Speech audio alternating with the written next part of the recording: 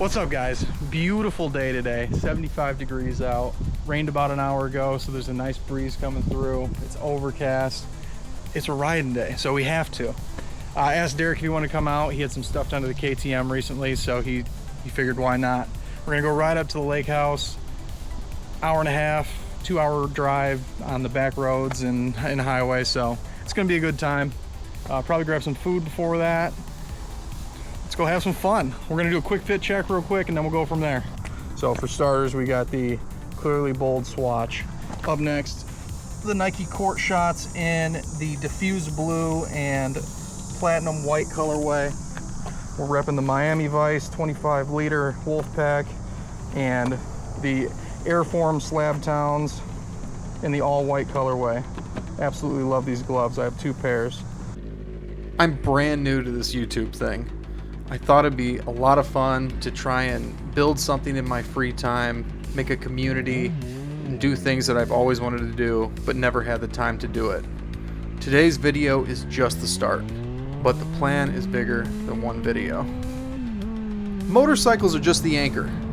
I want this channel to live on real seat time and honest moto vlogs like this. Simple, clean rides with voiceover. From there, I'm gonna pick up more bikes and eventually cars that I can both motovlog in and rent out. Every vehicle I bring into the stable will earn its keep on camera and when possible, out on the platforms. I'm also going to show the full peer-to-peer process. Riders share in Twisted Road for bikes, Turo for cars, not just how to list, but actually listing, renting, delivering, and breaking down. What works, what doesn't, and what I'd change next time. Real steps, real handoffs, real outcomes. And because I love deep dives, every vehicle I pick up will get an in-depth review. My take on that Donut Media Fortnite energy. If it runs and drives, it gets the treatment.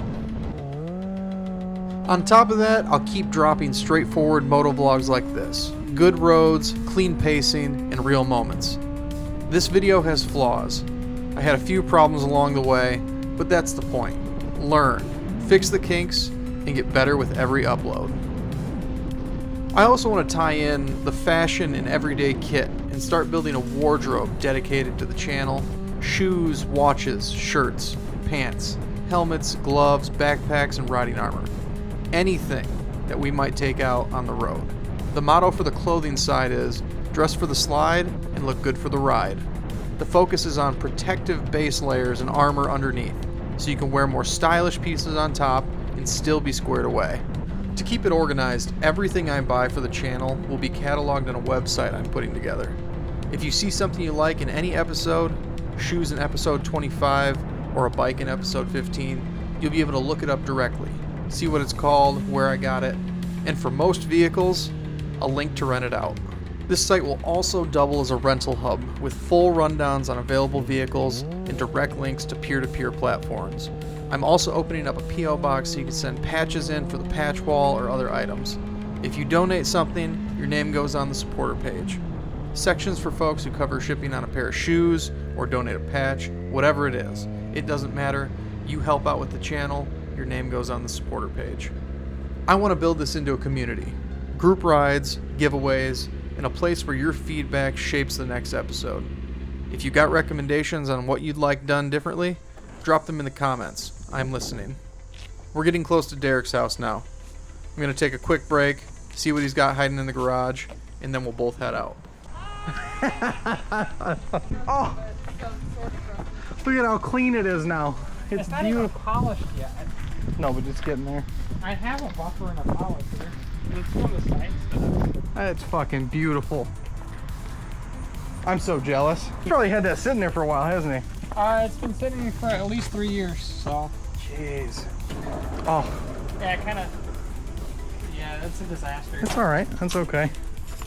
It started to rain, and I was like, yep, I'm throwing everything up in the garage. I would do the same thing. You need me to help you move anything? No. You sure? I found my hoodie that I was looking for earlier. Well, there it is. It pisses me off. It's wild. What, the amount of cars that I have here, or? Everything. Yes. say I got everything for... One of these times you're gonna get it all taken care of. That is actually only 1 weekend away. Is it? Yeah. No shit. Jesus. On high tune, but I'll probably end up running at low tune. Because I don't like things being that spicy, especially on a stock block.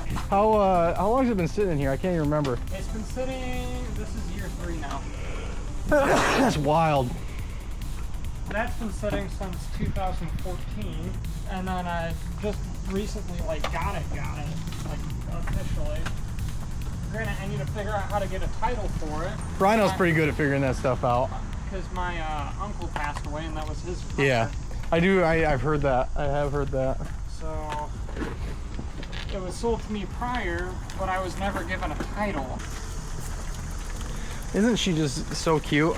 What did you have done to it? I've had the ECU changed, this mid-pipe here changed, which is in there. This one's so much lighter than the old one.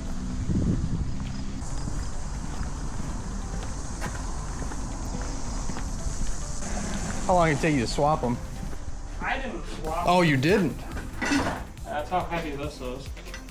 Jesus. Is it a lot lighter than the new one is? The new one you can hold up with your pinky like this. I picked that up and Chris the son was the one who replaced everything while I was doing the oil clean up on that. Oh, okay.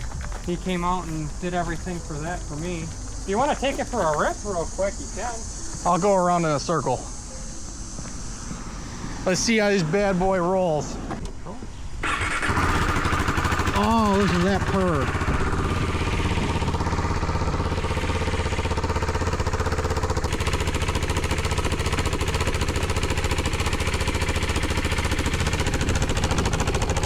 I'll go around the full circle.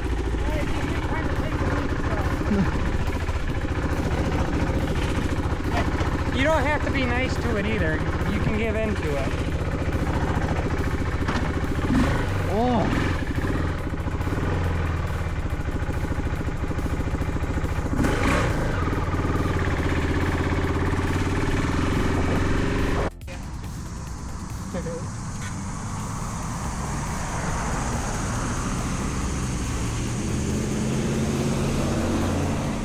Hey, this time you gotta lead. I know, I got it. I got the navy up. I got the navy up.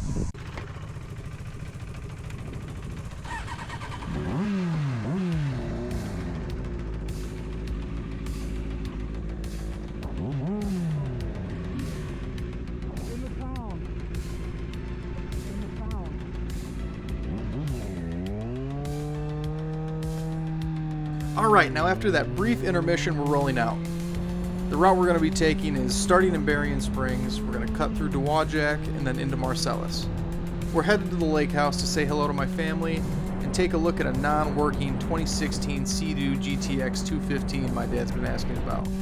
Most of the country roads we're on have been freshly repaved, so yeah, we had to test them out before they go to crap.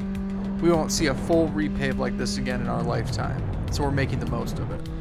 And coming up, you're going to see me hit a rolling stop, and then I had to wait for Derek. But hey, at least we got to see a nice white Repsol Edition CVR ride by.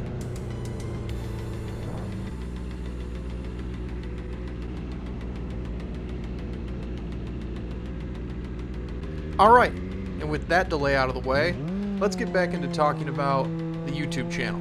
Well, channels. Before we dive in, here's how I kind of want to structure things. I want a unified media umbrella with multiple pillars, aka channels, supporting it. I'm starting with 3 pillars I can divide my time between, aiming for a minimum of 1 video a week to start per channel, and we'll scale as we grow. Here's a metaphor/analogy. The unified media is the building, and the channels are the load-bearing pillars. Motorcycles is the foundation, firearms is the parallel support, and the lifestyle framing that ties it all together. Pillar 1 is the motovlogging channel. It's built for anyone who wants to ride along. Clean voiceover over real roads, just like this. Just like the stuff we previously talked about and motovlogging itself, I'll also be doing motorcycle and car builds, cheap bike reviews and purchases to stress test sketchy machines, including Venom Motorsport style budget bikes. Expect challenge videos too, like, can I find and ride a motorcycle for $1,000? Beyond the street, I hope to add seasonal vehicles and off-road machines, snowmobiles when the snow hits, UTVs for the trails, and watercraft for the lakes, and hopefully much, much more. We'll ride them, review them, and when it makes sense, rent them out through peer-to-peer platforms. If it's got a motor, it belongs here. Still, motorcycles and cars remain the nucleus, the heart, blood, and soul of what I'm building. Pillar 2 is a more adult firearms lane, centered on the 9mm platforms that use Glock 17 magazines. My first pistol was a Glock 17, and since then I've kept that setup interchangeable. Aside from shotguns and one pistol, everything shares the same magazine. I want to expand on that with magazine reviews, firearms and attachment breakdowns, and even practical builds inside that unified system. We might even touch on revolvers or lever actions that run on 9mm, as long as it fits the theme. It'll carry the lifestyle too. Fit check plus a cigar in the video when it fits. If you're looking for a more adult lane, range days, the Glock 17 mag ecosystem, practical builds, a cigar of the video, and firearms in general, Pillar 2 is your stop. Now, let's move on to Pillar 3. Pillar 3 is live streaming. IRL hangouts that can touch on bikes, firearms, or whatever the day brings. Some days it's just talking, other days it's gaming. Sometimes it's a more adult stream on Kick where I'm chilling, smoking cigar, maybe some live gambling. This is where you get that up-close time to just hang out and shoot the shit. I want these pillars to build a community, each one supporting the others and pushing everything forward. I've got long-term goals for each channel that I'll dig into as we get more established. Now, back to the ride.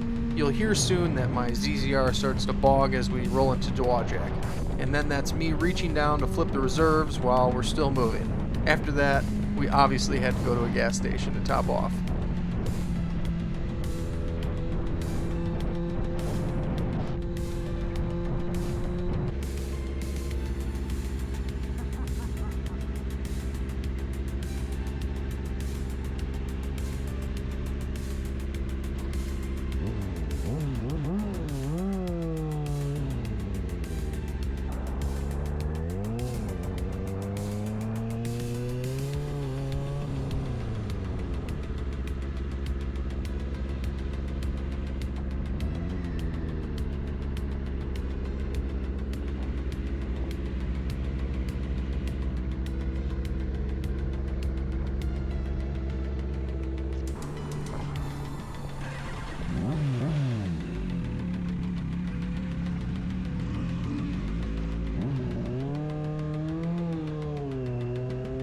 After getting gas is when all the problems really started. First, I turned my motorcycle on and started driving with the clutch still pulled, and I thought I had broke my bike.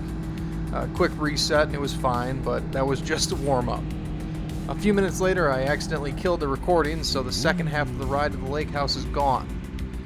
Then at the dock, the camera wouldn't cooperate, so no footage of the jet ski work either. The upside is we've got both sorted, the camera and the ski. The goal is to keep making these videos look more professional as I upload more. Now let's talk about the ski again. On the floating dock, we dove into the jet ski and found the fuse box was extremely loose after about 30 minutes of tinkering with things. A small shake and the jet ski would drop all power. Cluster dead, starter dead, nothing. For context, my dad's taken this to 3 mechanics over 3 years. We swapped batteries, starters, and more. With how easy the box moved, even a wave or driving it out of the dock could shake it free. With that info in hand, Derek and I had a sit down with my dad, talk to him about what the problems were, and we decided to load the ski up onto a trailer so that we can take it to the mechanic and properly have everything seated and secured in the fuse box and check the wiring end to end. By the end of this video, I did end up accidentally turning the camera off again. I know, stupid. I was pretty mad. But we still had a lot of fun and I pulled some solid footage. First upload jitters, real miles, real lessons. New tools are en route, and the look only gets sharper from here. If you've got tips, routes, or shots you want to see, drop them below. More rides, more refinement. I'll send you guys off with a little extra riding footage before we go. I do hope you enjoy, and I hope you join me in the next one. I'll catch you guys on the next ride. Keep the rubber side down.